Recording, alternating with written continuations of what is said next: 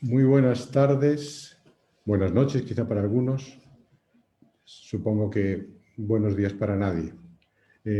Estamos en el episodio 9 del programa Articuladores de lo Posible. Y bueno, comentarles que articular está siendo un verbo que se ha puesto de moda. En los discursos se habla de articular. De pronto, distintas personas se consideran articuladores. Más gente habla de articular en general. Y por tanto, quiero hablar un poco de lo que hay alrededor de esta idea que tenemos en el canal TV del proceso que llevamos de coaching global. Y les puedo decir que en el programa anterior tuvimos la oportunidad de ver al círculo de lectura, Articuladores de lo Posible, el ciclo 1, que es compuesto por venezolanos.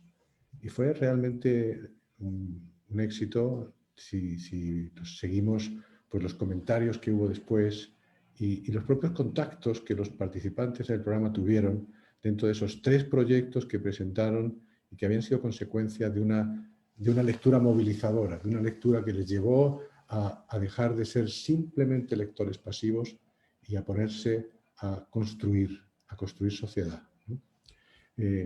También comentarles que además de esa línea de los ciclos de lectura, ya les hablé la vez anterior de que había empezado el curso articular. Y el curso articular pues es una idea de cómo desarrollar una habilidad central de este momento. Precisamente en ese círculo articular, entre los muchos alumnos que se decidieron hacerlo, de los participantes, está mi invitada de hoy. Y que aunque todavía no voy a empezar a entrevistarla, quiero sí que ustedes la reconozcan, María Sara Gijón, que algo les hablaré de por qué nos conocemos, pero María Sara ha tomado una de esas decisiones valientes, que es entrar en la política. Entrar en la política cuando la política está más difícil. Bueno, ya lleva tiempo haciendo funciones políticas, pero en este momento diría que toma la decisión de presentarse a ser electa y va en una candidatura como vicepresidenta. Hablaremos de ello.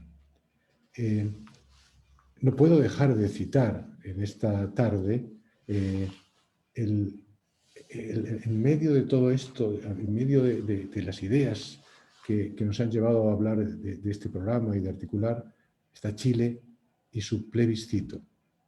Un desafío histórico.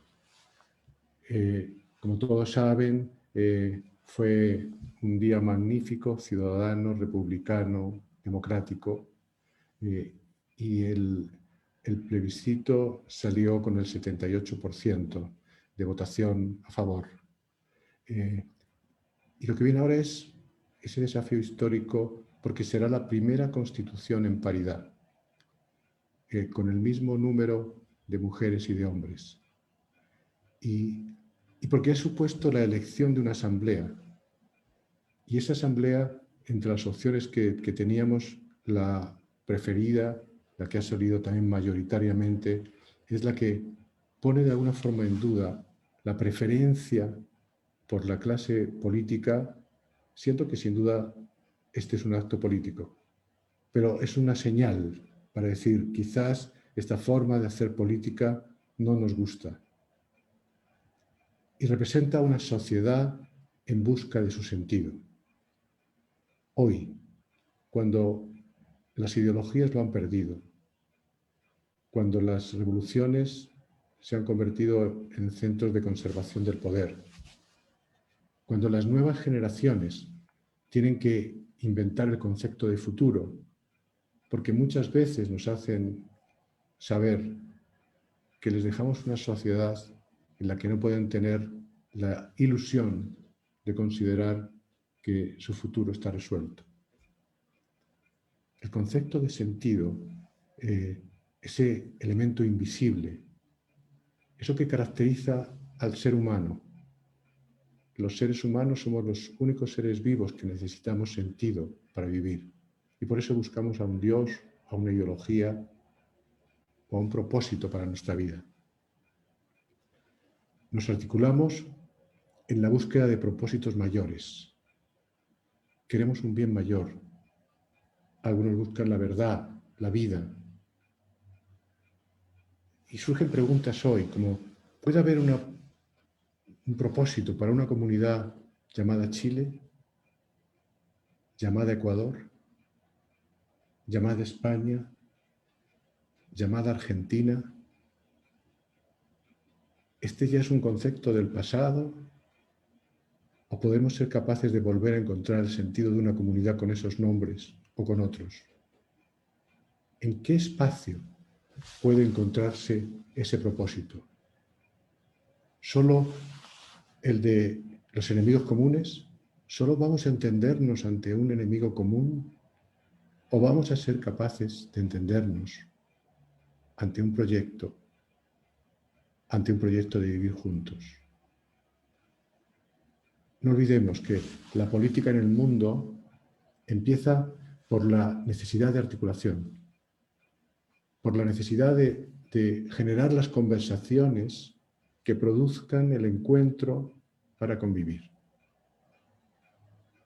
Estamos en un tiempo para que prevalezca el verbo comprender más que convencer. Esto lo hemos dicho varias veces y iré diciendo, porque creo que esa es la línea fundamental que los seres humanos tienen para poder producir un futuro en el que realmente merezca la pena vivir.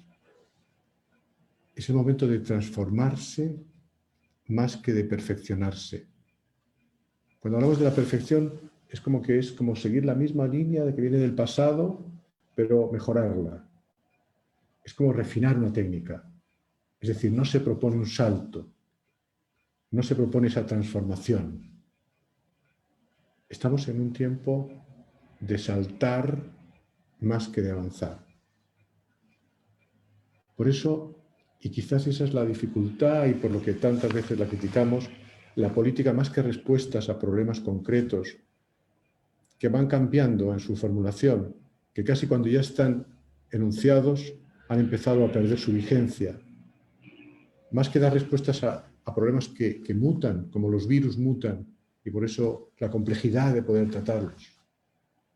La política, digo, consiste en mantener la posibilidad como posible, valga el juego de palabras, en mantener la esperanza, en mantener las capacidades, en diseñar los espacios para que las cosas sucedan.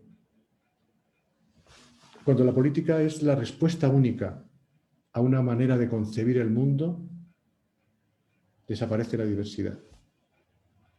Y esto a veces como que lo olvidamos. A veces nos metemos en ello con la idea de que sea nuestra opción la que configure la manera de vivir posible en comunidad, en una nación, en una región o quién sabe, en el universo entero. La supremacía supuesta que se produce cuando obramos así deslegitima al otro.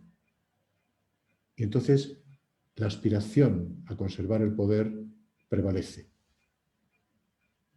La aspiración a convencer, a establecer el dogma. Entonces la política atenta a la propia naturaleza de la política. Es el suicidio. El suicidio existe también en lo intangible. Hay conceptos que terminan suicidándose o los suicidamos nosotros. Llegamos entonces a la polarización, al insulto, a la turba, a la violencia, a la venganza. Y esa es una sociedad quebrada. ¿Podemos llamarle a eso sociedad? Hay que buscar algún camino, un puente para llegar de nuevo al corazón humano. Fíjense que escribía en estos días algo así como que detrás de lo que vemos, de ese supuesto la primera capa o segunda capa de la conducta humana, de ese patrón de las diferencias que nos parecen legítimas, hay patrones conceptuales más abstractos. Por ejemplo, aquellos que nos muestran que en los extremos se tocan. Y entonces pensaba, claro, lo que es una línea recta, donde se distingue la derecha y la izquierda, si marcamos un punto, cuando los extremos se tocan, es porque en realidad esa línea se convierte en una circunferencia en la que el mismo dogmatismo e intransigencia sirve para postular causas diferentes. Todo dogmatismo supone exclusión, supone irrespeto, desprecio, supremacía moral.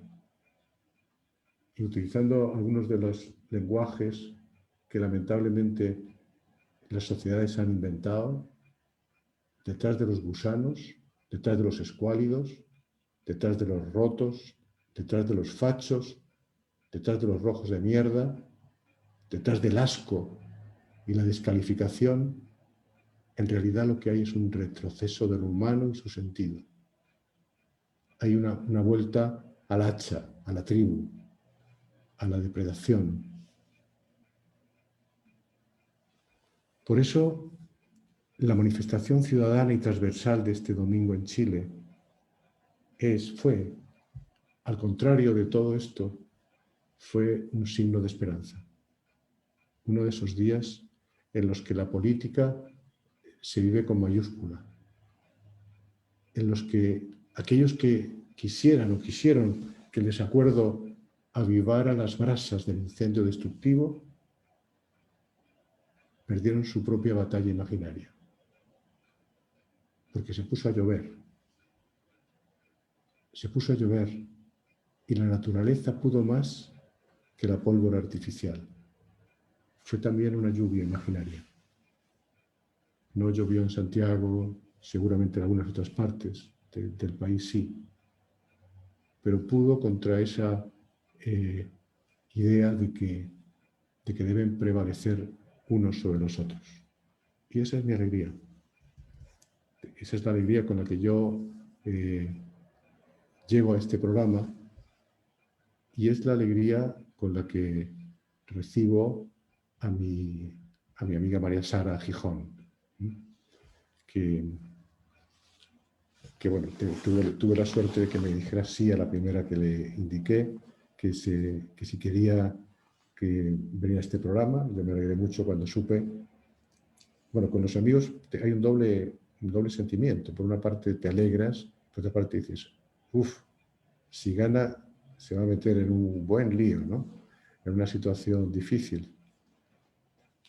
A lo mejor su hija Sofía no estará tan contenta con que gane, ¿no? Ahora, mientras que cuando estaba llegando, Sofía la llamaba porque quería la presencia de su madre, ¿no?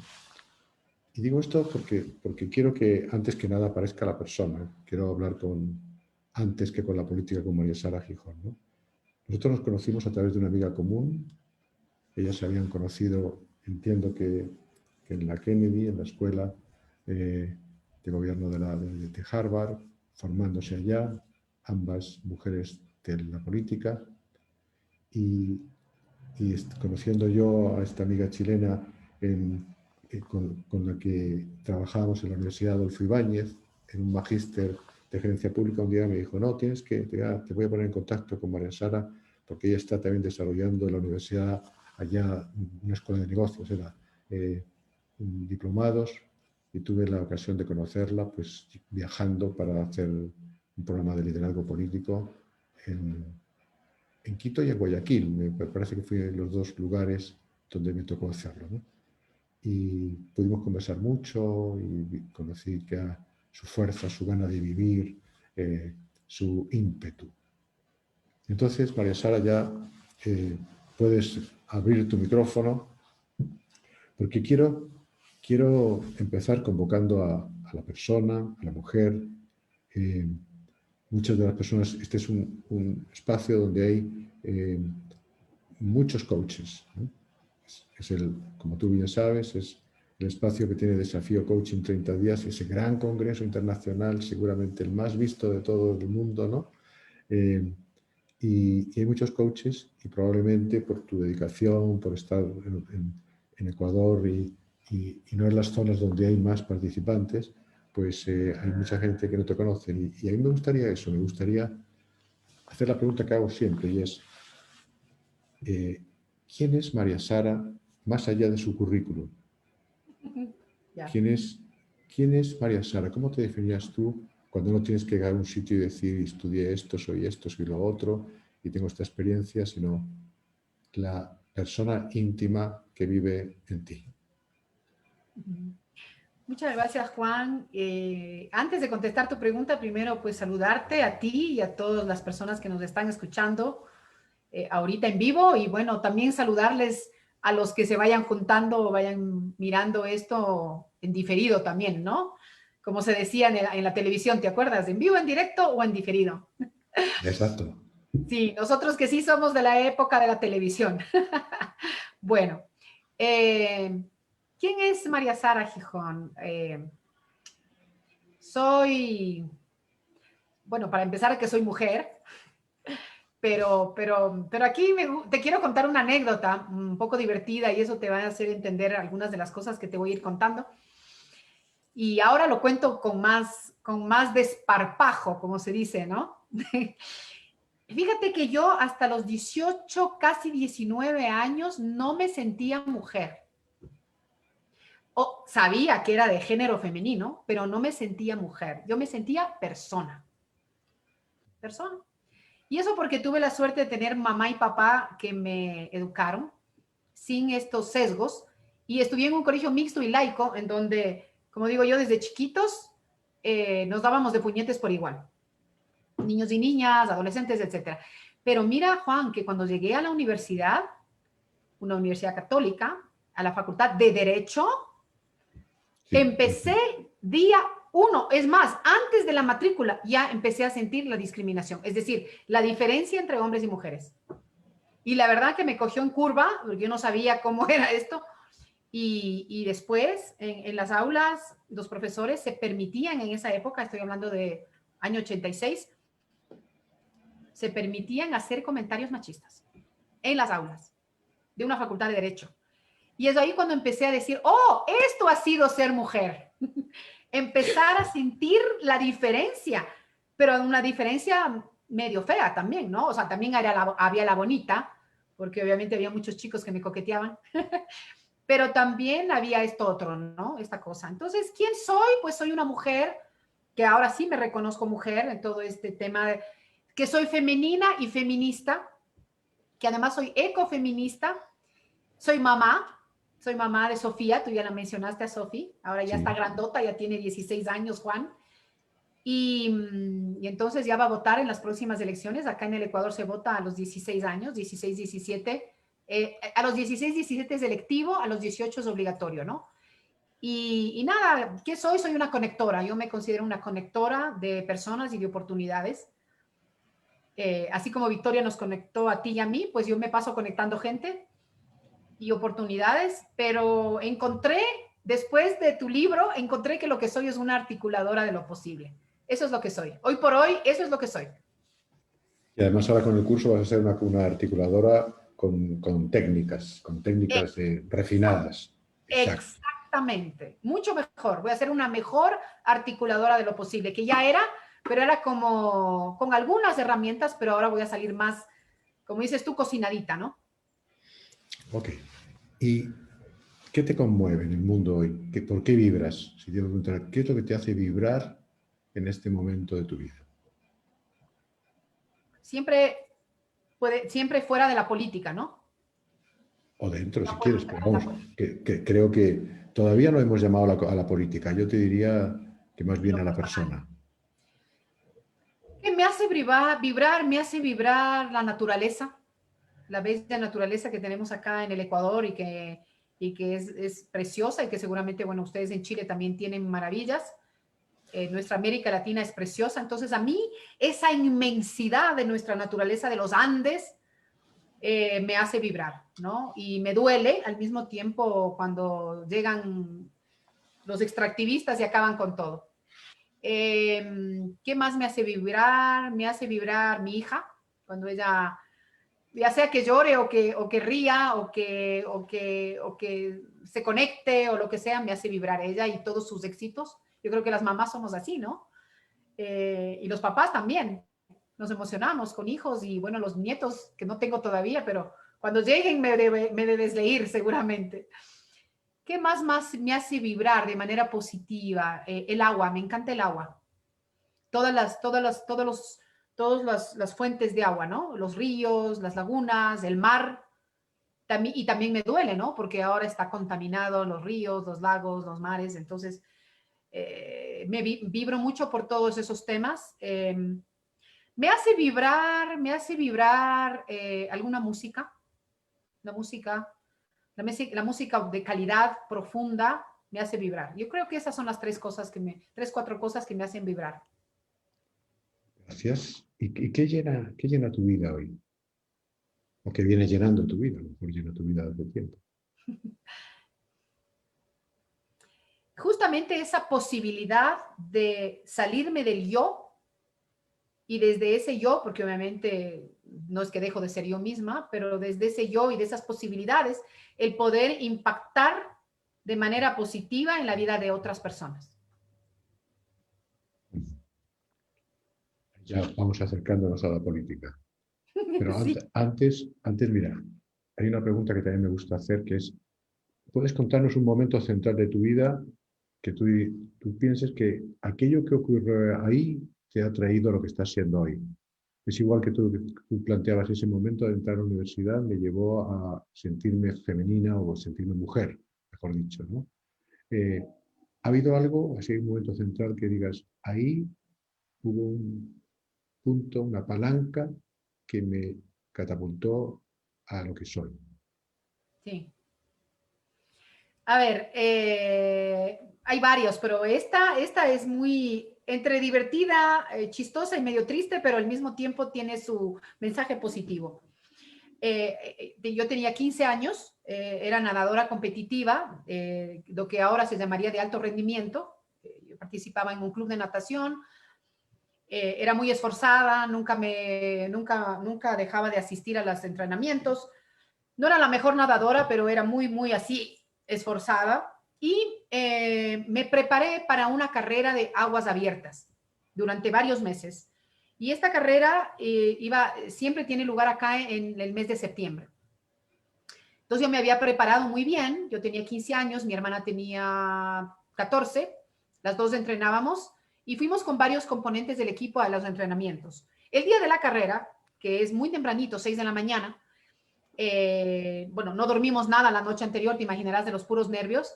Es un lago que se llama el lago de San Pablo, que es muy largo, tiene 4 kilómetros, casi 4 kilómetros. No es tan largo para alguien que entrena natación de en serio, 4 kilómetros no es mucho, pero es muy frío. Las aguas son heladas, pero además no se ve el fondo, es oscuro porque está lleno de algas o de totoras o algo así. Entonces, sí teníamos mucho miedo, porque una cosa era entrenar y otra cosa era ya lanzarse todo el lago, ¿no? Bueno, entonces nada, yo me había entrenado para ganar, Juan. Y Rad me lanzó y nos lanzamos como 300 nadadores, entonces eran patadas, brazos ahí en el lago. Era una locura eso, ¿no? Yo iba más o menos viendo a quién le iba pasando. Yo iba pasando, y de hecho vi una niña, o sea, una chica joven igual que yo, con un terno de baño azul, con unos como pajaritos blancos, azules, así. Bueno, ya estaba yo a punto de llegar a la meta. Mi papá estaba con solo una como lancha o algo así y me perdió. Solamente le ayudó a mi hermana y se preocupó más de ella porque ella era como más lentita que yo. Entonces se enfocó en que ella no se me ahogue, ¿no? Y yo me fui sola. Y, oh sorpresa, creo que a unos 200 metros de la llegada me perdí. Porque la piscina, no es piscina, este lago te lleva como hacia la derecha. Hay una corriente interna que te lleva a la derecha. Y el rato menos pensado me encontré con que estaba casi ya quedándome atrapada en las totoras, ¿no? Que están en el filo del lago. Entonces, la verdad me asusté, Pero dije, no, tú estás bien entrenada. Y dije, a ver, ¿qué tienes que hacer? Sara, concéntrate. En esa época yo me llamaba a mí misma Sara. Sara, concéntrate. Regresé y entré. Y ya llegué. Pero, oh sorpresa, ya me había ganado la Flor Jara, que era una chica de Ibarra, y ya me había ganado mi hermana. Llegué en tercer lugar. En mi corazón yo tenía ese instante una tristeza muy grande porque yo me había entrenado para ganar. Y además, si no me perdía, capaz que ganaba. Pero tenía dos cosas. Uno, tenía que acercarme y felicitarle a quien ganó. Entonces, es parte de lo que te enseñan en el deporte. Entonces me acerqué y le dije, Flor, te felicito. Y después tuve que hacer lo mismo y abrazos y besos a mi hermana, que yo tenía una serie de un mini resentimiento por ahí de que me haya ganado. Pero ella llegó y llegamos sanas y vivas las dos. Entonces después sí me alegré. Y ese día dije, ahora entiendo lo que es el deporte. Porque claro, yo ya venía nadando varios años, pero dije, el deporte y sobre todo esta prueba, ¿qué me enseñó? A perder con dignidad y a ganar con humildad. Cuando se gana hay que ser humildes y hay que reconocer que no gana uno, sino que ganan todos aquellos que tuvieron algo que ver con que ese día hayas ganado. Y también hay que aprender a perder con dignidad, porque no es cuestión de echarte a llorar y hacer pataletas. Tú has visto esos tenistas que cuando pierden lanzan la raqueta, empiezan a decir, no, eso no me gusta. A mí me gustan esos tenistas que son serios en el tenis y que van y al que gana le dan la mano y que se comportan como gentlemen, ¿no? Y como damas. Eso. Así que ese es yo creo que así es la vida. Como esa competencia en el lago San Pablo. Esa es la vida. Muy bonita esa anécdota, porque además es como que tiene como esas fábulas que te dejan moraleja, ¿no? Y un sentido de vivir. Vamos entonces ahora ya sí, Juan Sara, a traer la política, ¿no? ¿Ha tenido la política algún papel relevante en tu vida, así antes de este momento? Siempre. Siempre, ¿no? En mi casa siempre se ha hablado de política. Aquí en esta casa, desde el desayuno, almuerzo, merienda, hablábamos de política, sin ser políticos propiamente, pero el interés en la política siempre estaba ahí. Y después yo creo que hemos vivido la política, los países de América Latina siempre de una u otra manera. Aquí en mi casa, cuando yo nací estábamos en democracia, pero poco después hubo dictadura militar y desde mi casa escuchábamos los disparos cuando el general Guillermo Rodríguez Lara pues tumba le hace golpe de Estado al que era presidente democráticamente elegido en ese tiempo. Y vivimos 7 años de dictadura, así que esos 7 años fueron terribles. No fue una dictadura como la chilena o la argentina o la brasilera. Nosotros en el Ecuador decimos que la nuestra fue dicta suave y no dictadura, porque no hubo esa persecución, esos asesinatos, torturas, pero sí hubo abusos, ¿no? Como toda dictadura y militar, ¿no? Entonces, al terminar la dictadura, la regresada a la democracia era una efervescencia y yo tenía 12 años. Y todos mis compañeros del colegio, que estábamos en un colegio laico, un colegio mixto, pero además muy democrático el colegio, decíamos, ahora sí vamos a vivir. Lo que hemos vivido nosotros en las aulas, lo vamos a vivir en el país. Entonces éramos loquísimos, ¿no? Y no votábamos porque éramos niños, pero se vivía esa efervescencia. Y en la universidad hice política universitaria. Me he afiliado al partido del que estoy ahora como candidata 2 veces, porque el partido perdió su digamos, autorización y volvió a calificarse como partido. Entonces yo me afilié 2 veces. Y creo que en mi familia, además, como teníamos un padre que era muy respetuoso de sus hijos, él siempre decía, ustedes pueden pensar, sentir lo que quieran. Entonces, en esta casa, en mi hogar pequeño, en mi familia, somos muy autónomos y tengo un hermano que ha sido ministro de Estado.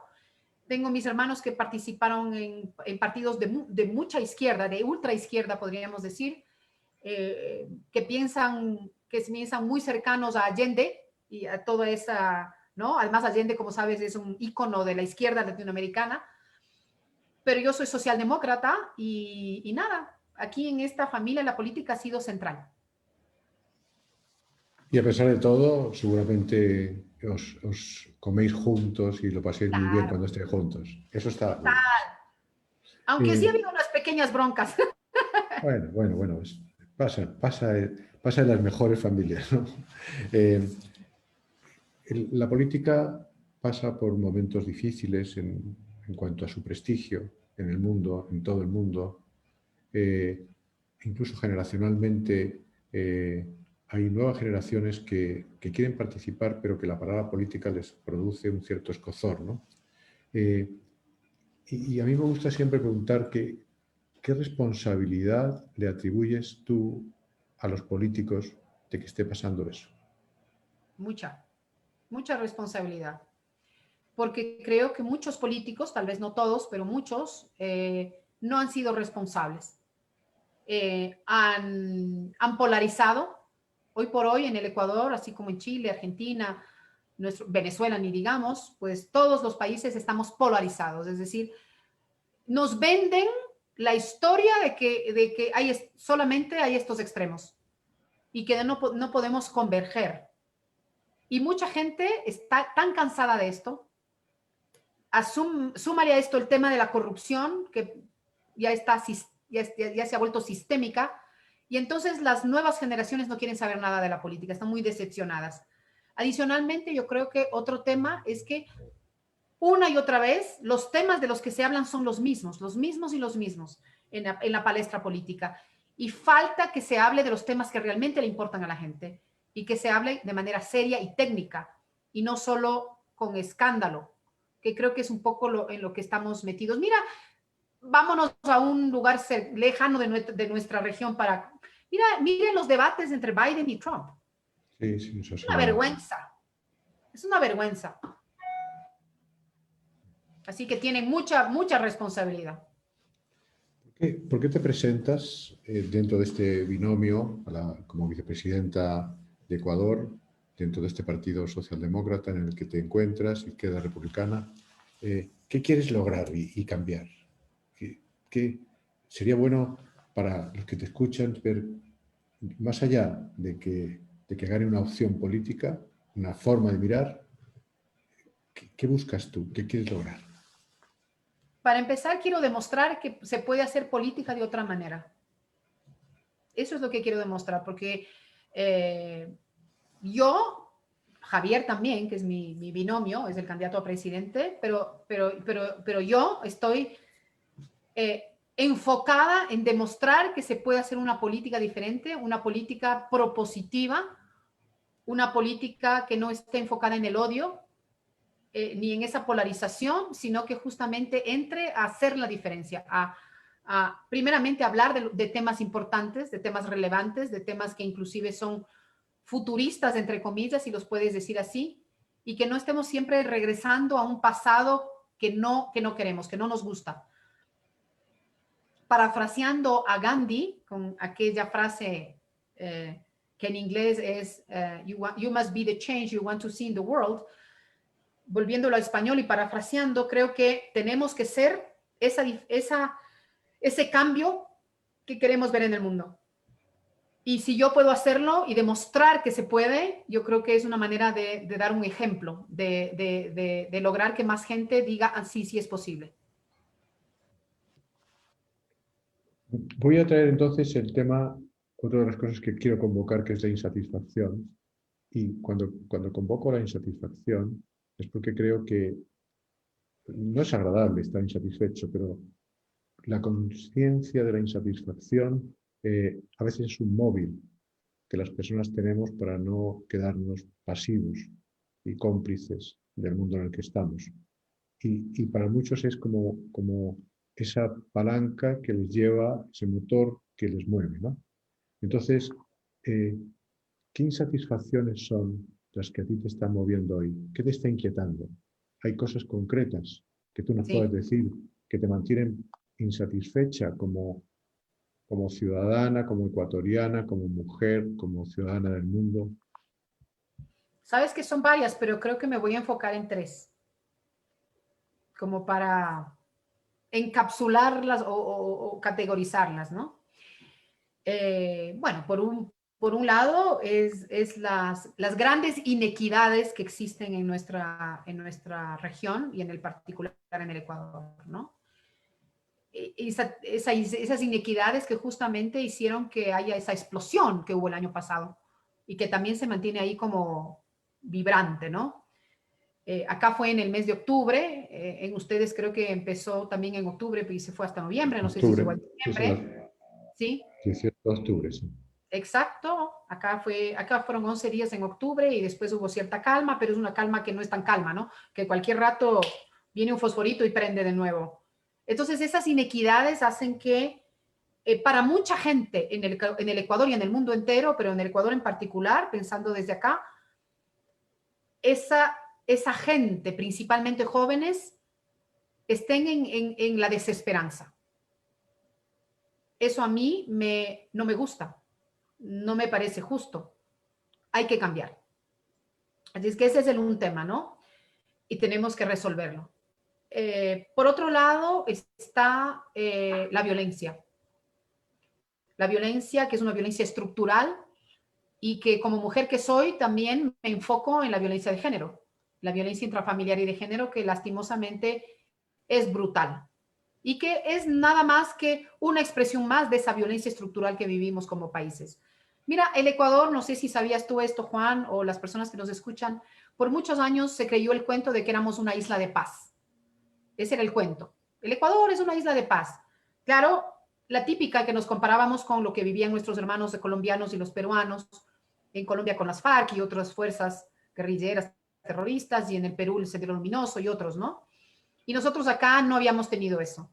Pero no es verdad. Lo que pasa es que aquí, yo digo, casi vivíamos una hipocresía, porque esa violencia era dentro de las cuatro paredes. Violencia contra los niños y las niñas, violencia contra las adolescentes, violencia contra las mujeres, violencia en los espacios de trabajo, esa violencia silente, ¿no? Entonces yo creo que tenemos que construir sociedades más amables, en donde podamos encontrarnos y a pesar de nuestras diferencias. Lo que te escuché, no sé si fue ayer o anteayer, creo que fue anteayer, que me encantó, el hecho de que tenemos que aprender a convivir en el disenso.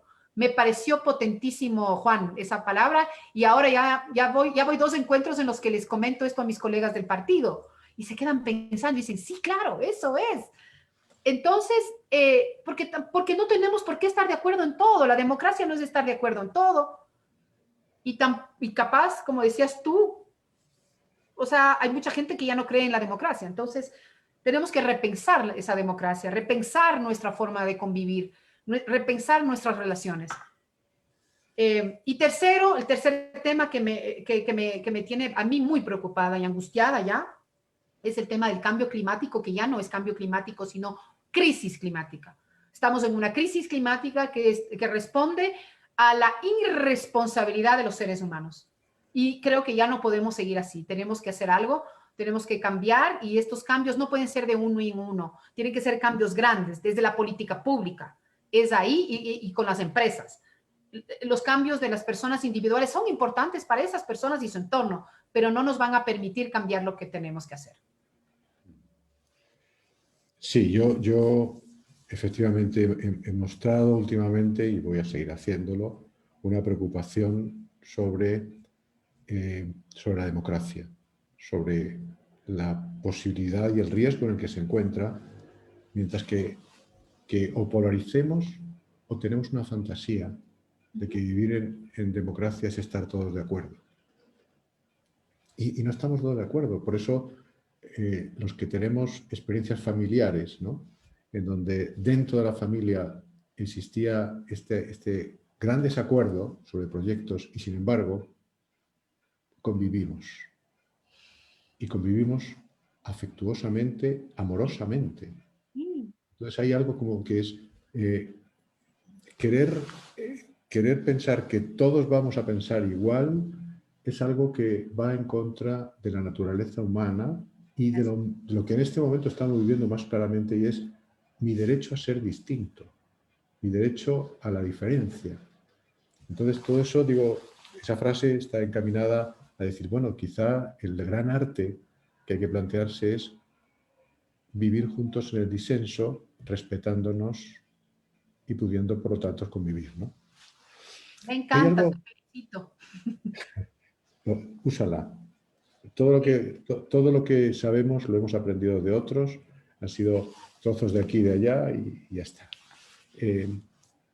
¿Ecuador necesita algo más? Tú dirías que sientes, porque me has hablado de 3 causas estupendas en las que estás, pero si te metes ya en tu país, ¿hay alguna cosa más que como proyecto tengáis que pensáis que necesita tu país para dar un paso adelante? O como yo he dicho ahora esta tarde, que he dicho, más que avanzar, saltemos un salto.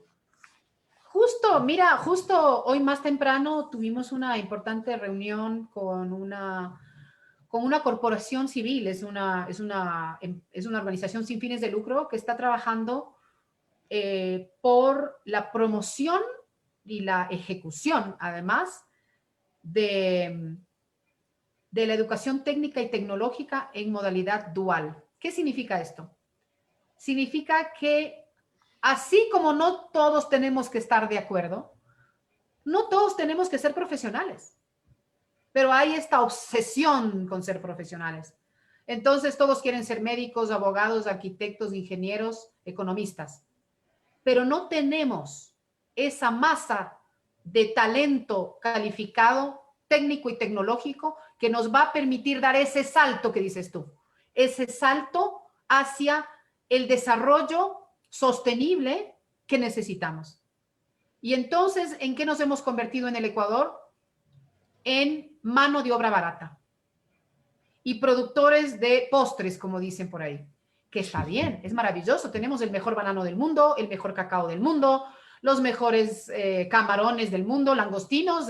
Mira, en Valparaíso fui alguna vez y comí un delicioso plato hecho con langostinos y resulta que los langostinos eran del Ecuador, ¿ya? Y era un plato ahí, en un restaurante, ¿no? Y dijimos, ¿y cuál es el mejor plato? Ah, estos langostinos del Ecuador. Emocionados nosotros, ¿no?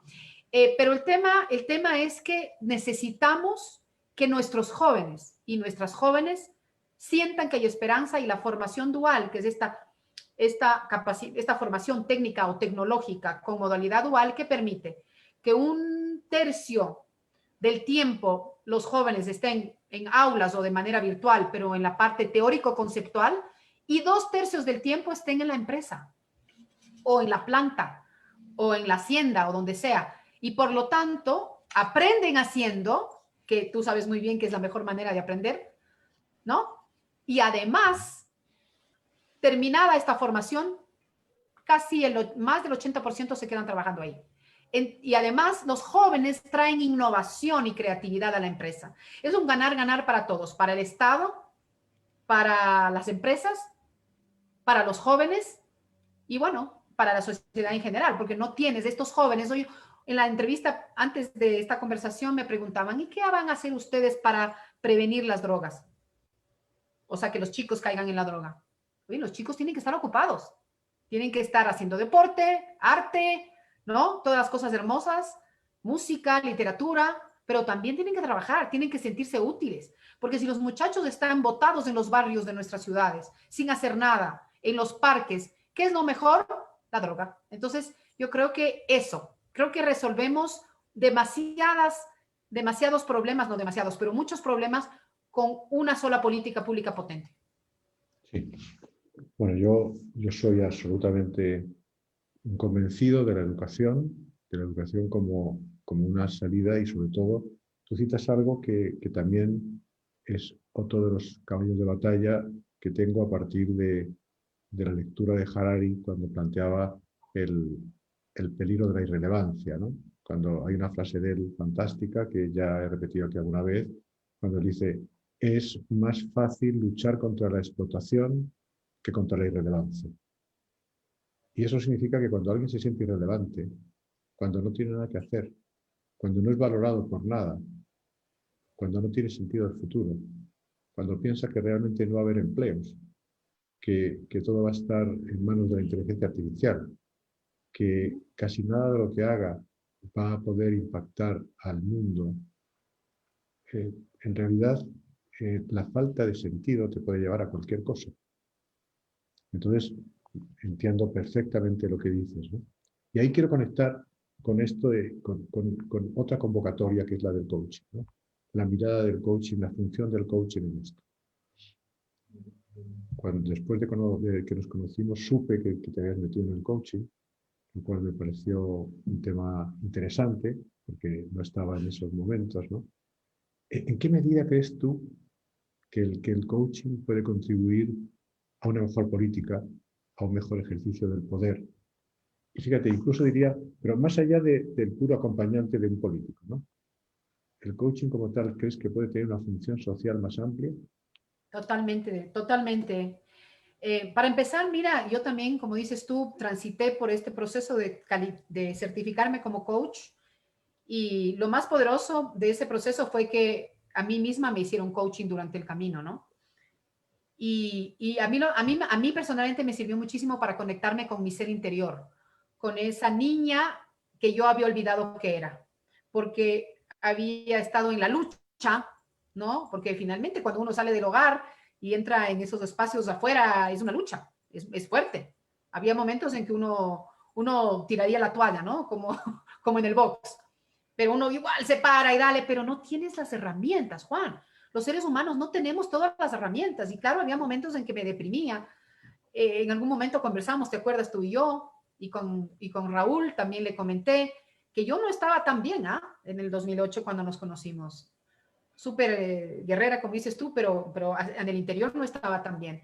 Cuando finalmente me certifiqué como coach, me ayudó mucho a empoderarme, o sea, empoderarme en la palabra propia, eso de encontrar el poder interior. Pero yo lo que he hecho es esas herramientas del coaching las he usado para muchas cosas.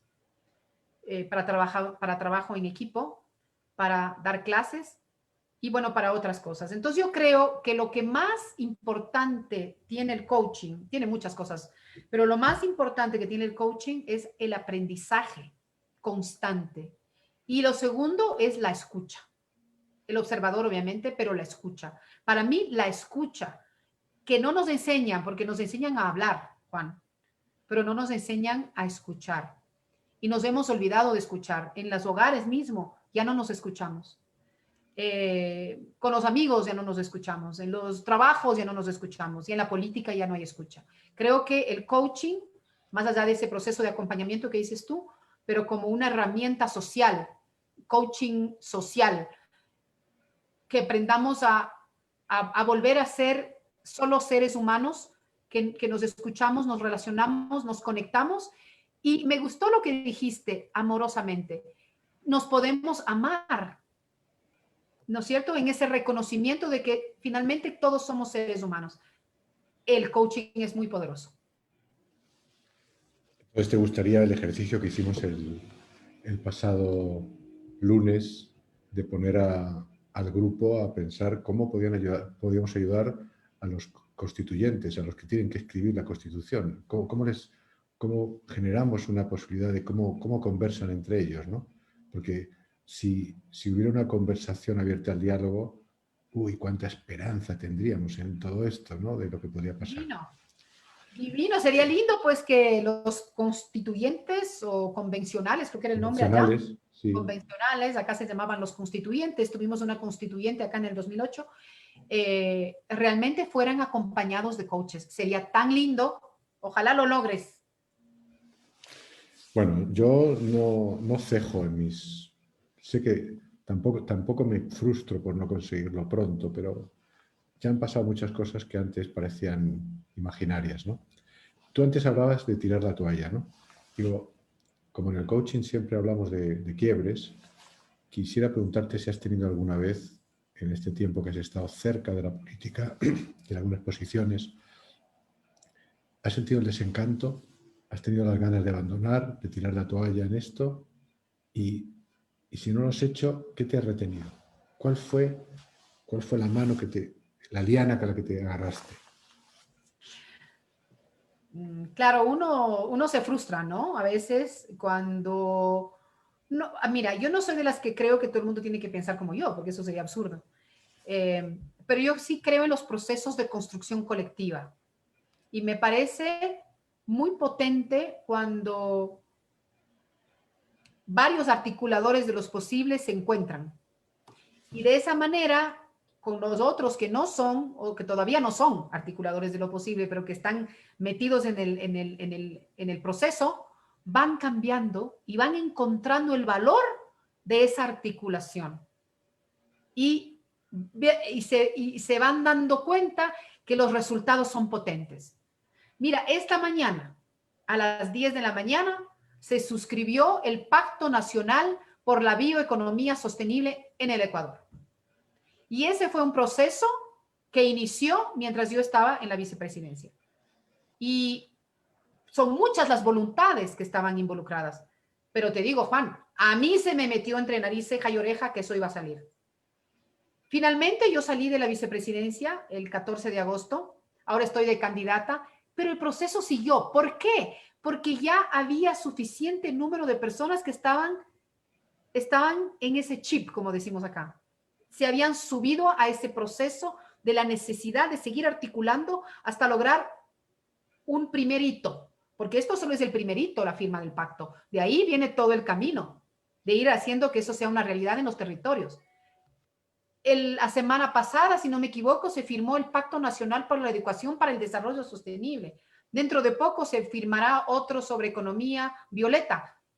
Los procesos siguen. Ya no se necesita, o sea, nadie es indispensable, Juan. Pero si uno hace bien las cosas y si somos varios además que estamos en esa misma onda, como decimos acá, los temas continúan, los procesos siguen. Y por eso me parece tan maravilloso lo que pasó en Chile el domingo. Mira que toda América Latina celebramos. No fue un tema que lo celebraron en Chile, fue toda América Latina. Fue un corazón latinoamericano latiendo el domingo desde Chile. Yo te digo, yo te juro que ya lloraba de la emoción. Bonito. Y es porque finalmente somos latinoamericanos, tenemos tanto en común. Encima nosotros somos andinos, ¿no? Es potente esta sensación, este sentimiento de que podemos hacer que las cosas pasen.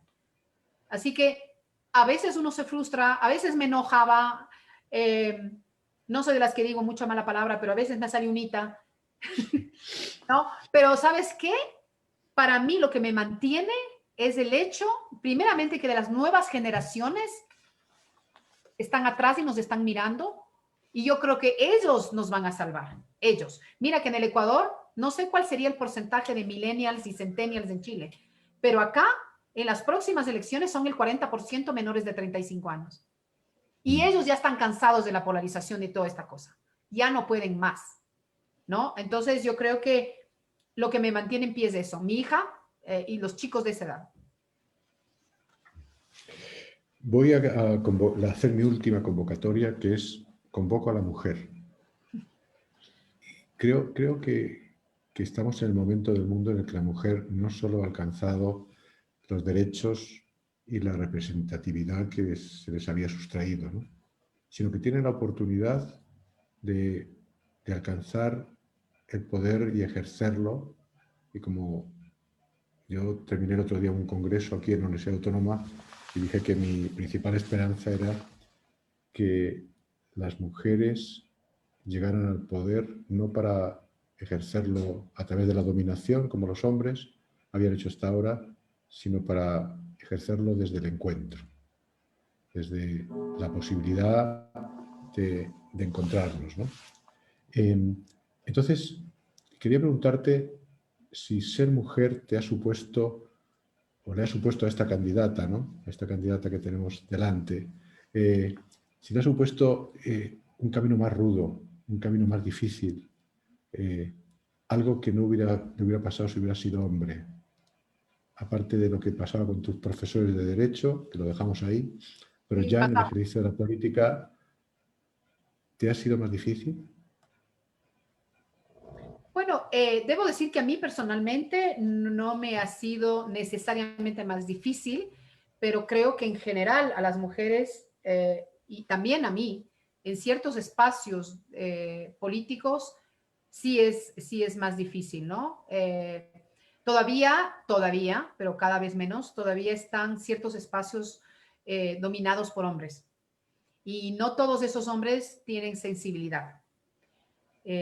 Cada vez más, fíjate, cada vez más en el tiempo que estuve trabajando en la vicepresidencia, que fueron 19 meses, tuve oportunidad de trabajar con hombres y mujeres.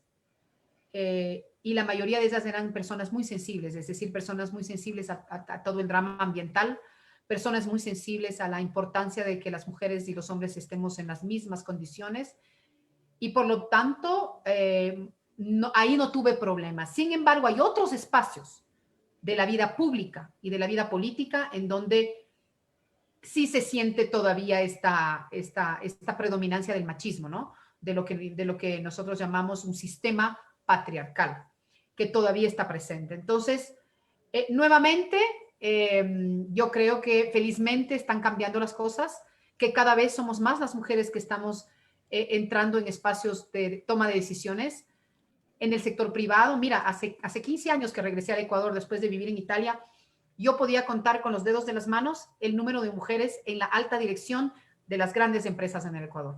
Hoy ya no puedo, ya son muchísimas. Y en pequeñas empresas, en mediana empresa, en gremios. Claro que necesitamos más, pero ya somos una masa importante de mujeres femeninas y feministas, pero feministas en el buen sentido, como digo yo, es decir, en el sentido de que el feminismo es aquel movimiento que lucha por la igualdad de oportunidades y derechos entre hombres y mujeres. Y cada vez somos más estas mujeres que juntas, que colaboramos, hay muchas redes de colaboración acá, como allá en Chile está Comunidad Mujer y tantas otras organizaciones. Acá tenemos Mujeres por Ecuador, redes de colaboración. Yo misma impulsé una que se llama Red Mujer Emprendedora Ecuador, hay la Red de Mujeres Líderes, hay otra que se llama Women to Women, hay otra que se llama OPEV. Cada vez hay más redes que trabajan de manera colaborativa y yo creo que, como dices tú, el tiempo de las mujeres ha llegado y ya no puede pararlo nadie. Y como yo decía, justo el otro día encontré en Facebook algo que había escrito hace como 4 años. Yo les dije, estos temas de la mujer en el emprendimiento, en la toma de decisiones, en la alta dirección, pero también cuidando a las mujeres, ¿no? Lo de tener una ética del cuidado, ya no solo la economía del cuidado, sino la ética del cuidado, cuidado entre nosotros como personas, cuidado del ambiente, cuidado de nuestros recursos, cuidado de nuestras palabras, ese liderazgo diferente, más de convergencia, más transformador. Ya no es moda, no es una moda, es un movimiento que nada lo puede parar, nada ni nadie lo puede parar. Si el binomio en el que estás sale electo, ¿tenéis algún proyecto en ese sentido? Pues sí. De hecho, yo estoy difundiendo muchísimo algo que yo llamo la Agenda Mujer con ellas. ¿Y por qué es con ellas? Porque es construido con las mujeres. No es para y por, sino con. Y yo creo que eso es muy poderoso. Entonces, esta Agenda Mujer tiene 3 líneas de acción principales. Esta reactivación económica que todos queremos y que es necesaria y que tiene que ser sostenible, regenerativa, inclusiva, de triple impacto, tiene que tener enfoque de género. Y eso significa que tiene que entender las diferencias de los emprendimientos, las miradas y las vidas de los hombres y las mujeres. Segundo, tenemos que trabajar por los derechos humanos, pero con enfoque en los derechos de las mujeres, niñas, niños y adolescentes y mujeres en general, con especial énfasis en los derechos sexuales y reproductivos. Cuando no hay esos derechos protegidos y cuidados, pues las mujeres no pueden continuar con sus proyectos de vida, se ven truncados. Y finalmente, ya en el ámbito de la política, esa linda historia chilena de que esta constituyente tendrá igualdad, más que igualdad, paridad de género, pues nosotros llevaremos la paridad de género al Ejecutivo desde la presidencia, vicepresidencia, los ministerios, igualdad de hombres y mujeres en los ministerios y en todas las instancias del Ejecutivo. Muy bien. Voy a inaugurar contigo unas preguntas express, vamos a llamarlo así, ¿no?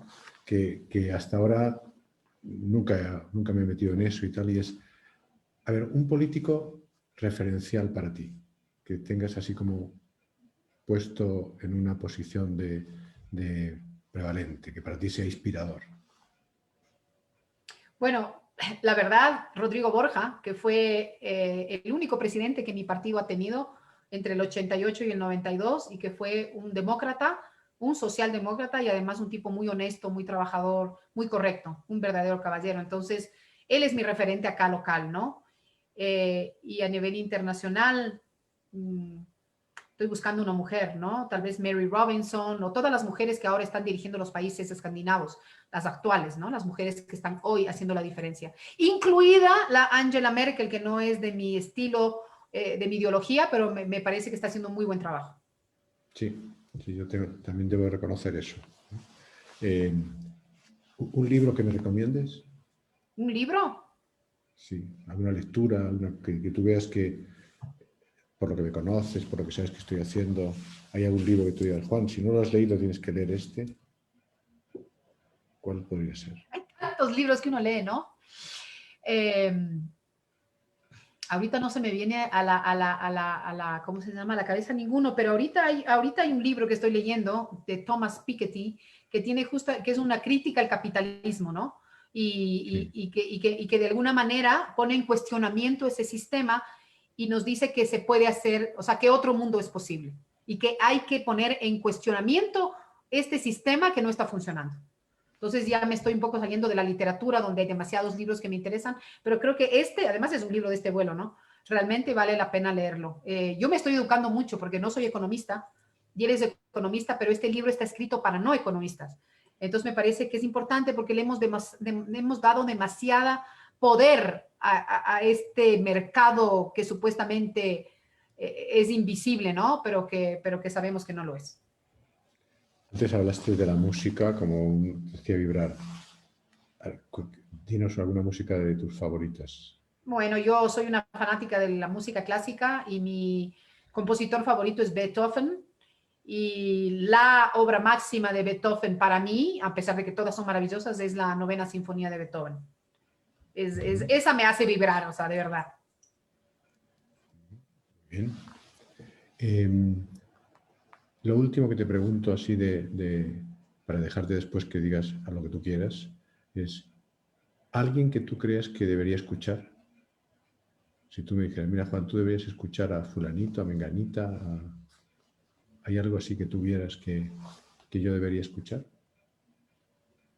Una persona, dices tú. Sí. Es que estoy pasando por una etapa de humildad, ¿entiendes? Entonces estoy dispuesto a Me escuchar. gusta, me gustan, o sea, si vamos en el ámbito político, me gusta muchísimo estas jóvenes demócratas en Estados Unidos que están rompiendo paradigmas en el Congreso, ¿no? En la Cámara de Representantes en Estados Unidos. Me encanta la Alexandria Ocasio-Cortez, me gusta la que ahora está de candidata a la vicepresidencia con Biden, Kamala Harris. Esas mujeres, ¿no? Hay unas mujeres muy, muy potentes allá, y desde el punto de vista político. Y desde no necesariamente político partidista, pero sí desde esta nueva mirada que tenemos que dar al mundo. Me encanta Vandana Shiva. Vandana Shiva es una hindú, que es una científica. Ella se reconoce a sí misma como ecofeminista, que además es como me reconozco yo, como ecofeminista.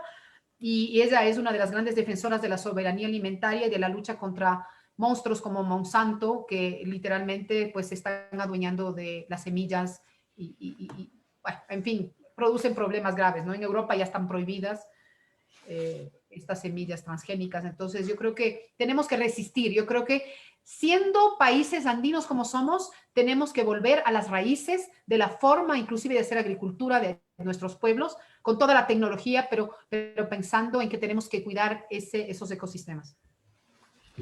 Para terminar, María Sara, ¿algún mensaje que quieras dejar a quienes nos ven, a quienes nos van a ver? Porque verás que mañana habrá más de 1000 personas que habrán visto todo esto, ¿no? Y que nos verán en los próximos días. ¿Algún mensaje que tú quieras dejar? Bueno, yo creo que otro mundo es posible, definitivamente. Otro Ecuador es posible, otro Chile es posible, otra Santiago es posible, otra Quito es posible, otra mirada del mundo es posible. Y creo que sumando las voluntades de todos aquellos que creemos en que eso es posible, justamente lo que yo llamo los posibilistas. Acá en Quito tenemos un grupo que se llama Quito Posible, que tiene este concepto de que otra Quito es posible. Yo creo que los posibilistas somos muchos, y que no hay sueño suficientemente grande para no intentar llegar a él.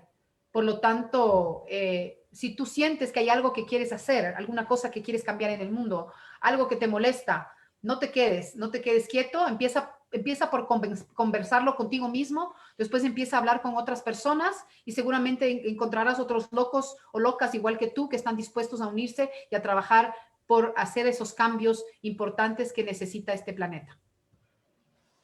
Bueno, muchas gracias por estar en este programa, por honrarlo. Yo me quedan unos pocos minutos porque quiero decir alguna cosa más para el cierre y te invito a que te quedes. Porque tengo un regalito. Bien, entonces amigos, además de darle las gracias a María Sara y de recoger algunos de sus mensajes, anoté los nombres que me ha dado para que escuchen, ¿no? Quiero hablar que por encima de la decepción de la política, que sin duda tiene muchos, o quizás, y siempre hemos dicho, ¿no?, que la política y los políticos no son lo mismo, nos pueden decepcionar actitudes, pero no lo que significa la posibilidad de la participación política. Está la importancia de ponerse de acuerdo en reglas.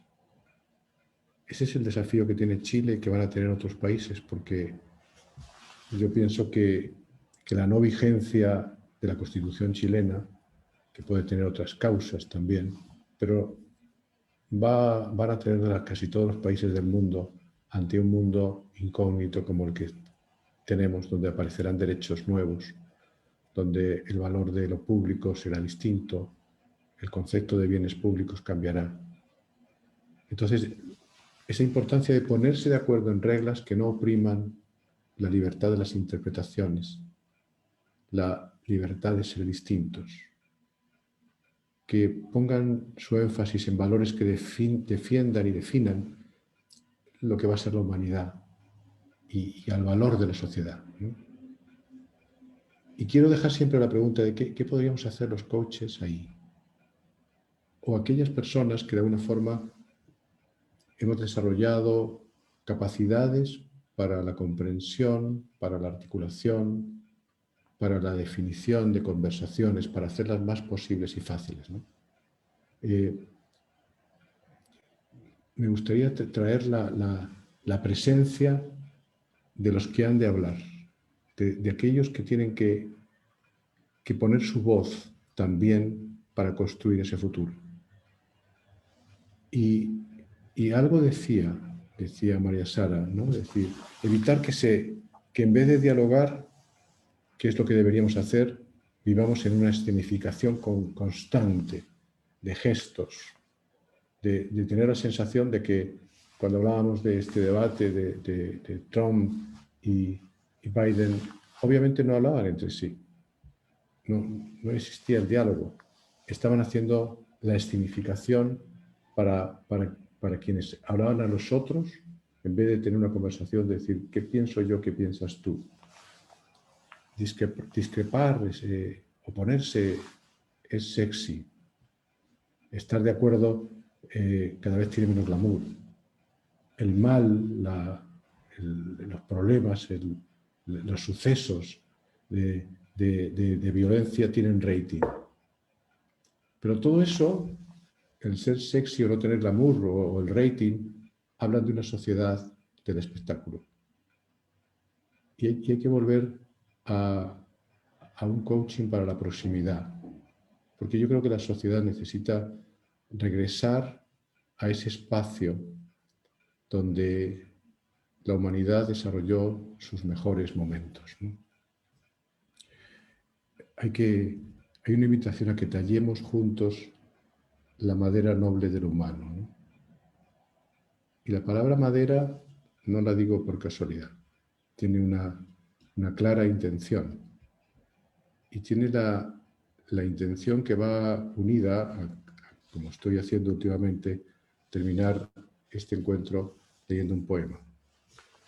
Y recordé un poema de un ecuatoriano. Yo soy lector de poetas, pero reconozco que no conocía tantos ecuatorianos Y creo que a partir de un viaje allá, por curiosidad, quise indagar. Y encontré a un poeta que se llama Jorge Carrera Andrade. Y Jorge Carrera Andrade, además, también estudió jurisprudencia también, o sea, tiene algunas connotaciones. Es un hombre que nació en 1903, que murió en 1978, que fue secretario general del Partido Socialista Ecuatoriano, que fue secretario del Senado y del Congreso. O sea, fue un poeta, abogado, político. Entonces dije, bueno, qué casualidad, porque esto conecta con nuestra invitada de esta noche, ¿no? Pero conecta conmigo. Mi padre era ebanista. Mi padre hacía muebles. Yo, que tengo una incapacidad total para lo manual, pues a veces me pedía ayuda, pero enseguida desistía y decía, hijo, vete a estudiar, como diciendo, porque para esto no tienes ninguna posibilidad. Y yo inmediatamente me iba porque sabía que no era mi lugar. Pero a veces lo encontraba acariciando la madera. Cuando hacía un mueble y lo lijaba y preparaba y lo barnizaba, y había un momento que yo notaba que él acariciaba aquella madera y me daba ternura aquello. Y en Jorge Carrera Andrade encontré un poema que se llamaba Nueva oración por el ebanista. Y voy a leerla. Voy a leer este poema que dice: tú que ibas con tu padre carpintero a la altura, Señor, a cortar abedules, y hacías con tus ojos parpadear los 1000 ojos diminutos del hacha, y con tus tiernas manos llorar a las cortezas. Ten piedad por este hombre que hizo plana su vida como una mesa humilde de madera olorosa. No conoció del mundo más que su casa, pobre barco en tierra, y dio a su corazón la actitud de una silla, en espera de todos los cansancios. Guía, Señor, sus pies por los del bosque del cielo, y al de encontrar sus muebles de madera más adictos que perros que no enseñan los dientes y olfatean los seres de la noche. En tu celeste fábrica dale para sus manos la garlopa del viento y virtudes de nubes con aserrín de estrellas. Bueno, esto es como mi obsequio para ti, para todos nuestros escuchantes, videntes, televidentes. Yo tengo enfrente del escritorio en el que estoy trabajando habitualmente, en un pasillo hay un banco de carpintero y encima hay una garlopa. Hay varios instrumentos de los que usaba Marcelino Vera, ¿no? Así es que quería terminar con estas palabras, agradecerte de tu estancia acá, agradecer a tantas personas que seguro que han visto esto y lo van a seguir viendo, y decirles que en 2 semanas más tendremos nuestro capítulo 10. Eran 12 los que teníamos en esta primera temporada, como empezamos a llamarle, para que pareciera una serie, ¿no? Entonces llegaremos al 10. Y en el 10 tendremos a un coach, a Marcelo Krinsky, que fue precisamente alguien que se formó en mi propia promoción, en el primer ACP en lengua española. Así que con Marcelo Krinsky, con el que mantenemos una larga amistad y hemos colaborado en varias cosas, tendremos la oportunidad de estar acá. Muy buenas noches. Los que todavía tengan tarde, aprovechen la tarde, que descansen y nos vemos dentro de 2 semanas en Articuladores de lo Posible, dentro de este canal de televisión de Coaching Global.